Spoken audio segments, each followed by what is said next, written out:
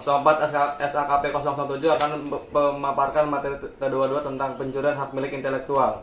Oke, untuk pertanyaan definisi. Pencurian kekayaan intelektual atau bisa disebut KI adalah penggunaan tanpa izin, eksploitas, atau pencurian langsung atas karya kreatif, ide, rahasia dagang, dan informasi kepemilikan yang dilindungi Undang-Undang Kekayaan Intelektual.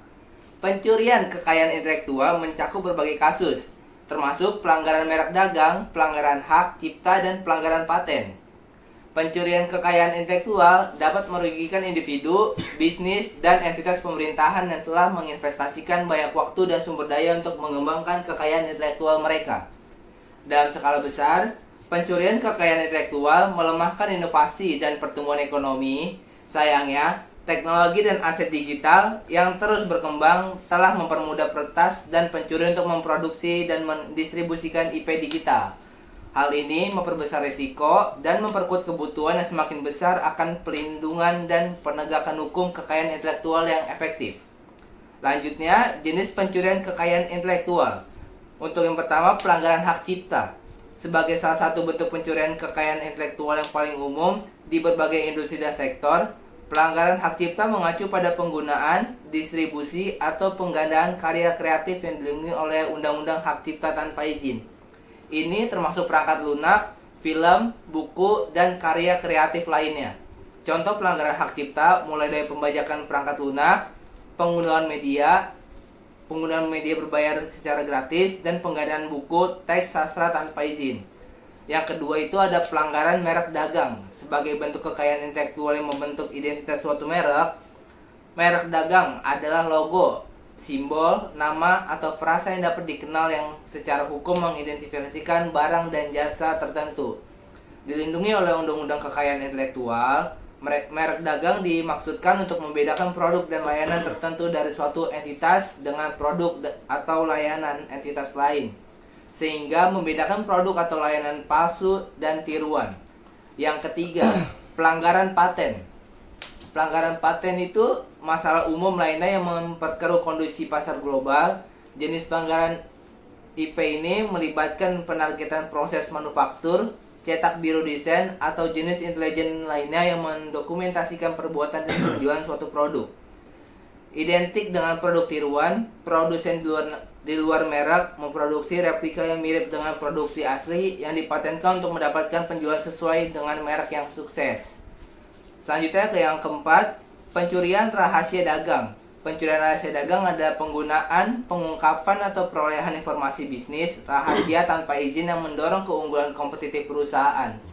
Jenis pencurian kekayaan intelektual ini mencakup pencurian informasi seperti pengamanan produk dan proses manufaktur, protokol penelitian, daftar pelanggan, dan informasi strategis lainnya yang tidak dipisahkan dari bisnis. Yang keenam, pelanggaran desain. Mirip dengan pelanggaran merek dagang, tetapi lebih berfokus pada identitas merek. Pelanggaran desain melibatkan replika tidak sah atau desain, tata letak, atau karya seni visual asli yang mengidentifikasikan produk yang dilindungi oleh Undang-Undang Kekayaan Intelektual. Selanjutnya ada contoh pencurian kekayaan intelektual. Contohnya yaitu pada Apple dan Samsung pada tahun 2011. Apple mengajukan gugatan terhadap Samsung karena melanggar beberapa paten terkait desain produk Apple, iPhone, dan iPad. Meluncurkan serangkaian kasus yang sedang berlangsung antara raksasa teknologi. Apple mengklaim bahwa Samsung telah mereplikasi tampilan dan nuansa perangkatnya, termasuk antar muka pengguna dan ikon. Apple mendapat ganti rugi lebih dari $1 miliar dari Samsung. Dan selanjutnya ada penyebab umum dan pelaku pencurian kekayaan intelektual. Pertama itu ada orang dalam. Contohnya itu kayak karyawan, kontraktor, kerja lepas, dan orang dalam lainnya adalah pelaku umum yang bertanggung jawab atas pencurian kekayaan intelektual. Orang-orang ini memiliki akses ke informasi sensitif, seperti basis data, kata sandi, atau rahasia dagang, dan mencuri aset tersebut untuk keuntungan pribadi atau untuk dijual kepada pesaing. Terkadang mereka juga terpaksa atau disuap oleh pihak luar. Selanjutnya ada pesaing. Untuk mendapatkan keunggulan kompetitif, pesaing industri sering kali tertarik untuk mencuri kekayaan intelektual dari pesaing mereka, terutama pemain dominan. Mereka mungkin menggunakan berbagai metode untuk memperoleh intelijen berharga dan wawasan kompetitif, termasuk spionase perusahaan, peretasan atau pencurian orang dalam. Selanjutnya ada peretas.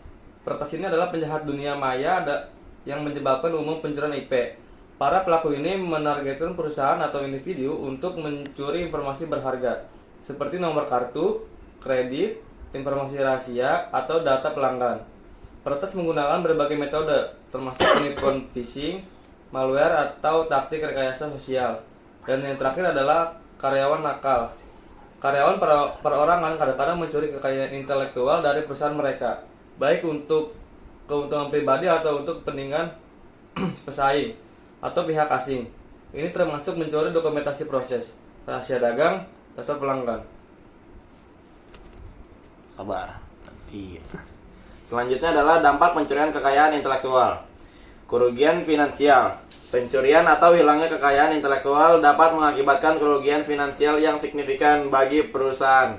Hal ini mencakup hilangnya pendapatan, penurunan pangsa pasar, dan peningkatan biaya terkait litigasi, tindakan keamanan, atau pengendalian kerusakan. Salah satu kasus yang paling menonjol adalah pencurian kekayaan intelektual perusahaan turbin angin yang dilakukan Tiongkok yang mengakibatkan kasus senilai 1,2 miliar dolar. Selanjutnya adalah biaya remediasi. Bukan hal yang aneh bagi organisasi untuk mengeluarkan biaya tambahan terkait upaya litigasi dan remediasi. Hal ini termasuk mendanai penasihat hukum, memperkerjakan ahli untuk menyelidiki pelanggaran, atau mengintegrasikan langkah-langkah keamanan yang lebih baik. Misalnya dalam kasus pencurian kekayaan intelektual bernilai miliaran dolar, perusahaan yang diserang menghabiskan 14 juta dolar saja untuk hubungan investigasi teknis, biaya pengacara, dan litigasi. Selanjutnya adalah kerusakan reputasi. Ancaman orang dalam juga dapat mengakibatkan rusaknya reputasi perusahaan. Jika suatu merek dianggap tidak mengambil tindakan yang memadai untuk melindungi kekayaan intelektual, merek tersebut mungkin kehilangan kepercayaan dari pelanggan, investor, dan pemangku kepentingan. Misalnya saja saham Facebook anjlok sebesar 7%, yang senilai 43 dolar miliar. Oke, selanjutnya adalah cara mencegah pencurian IP dan mengurangi kerusakan. Yang pertama adalah pertahanan kontrol akses terbatas. Pastikan hanya personel yang berwenang yang dapat mengakses informasi rahasia. Gunakan protokol keamanan cyber yang tepat, seperti autentikasi dan enskripsi multifaktor untuk melindungi data sensitif. Selanjutnya adalah batuk Pak, maaf. Lakukan audit perlindungan IP.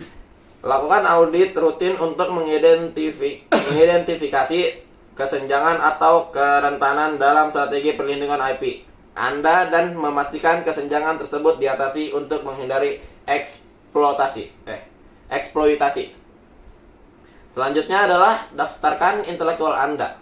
Ajukan permohonan agar kekayaan intelektual Anda diajukan dan didaftarkan ke otoritas terkait dan membuat kepemilikan sah untuk mencegah orang lain meniru ide Anda tanpa izin.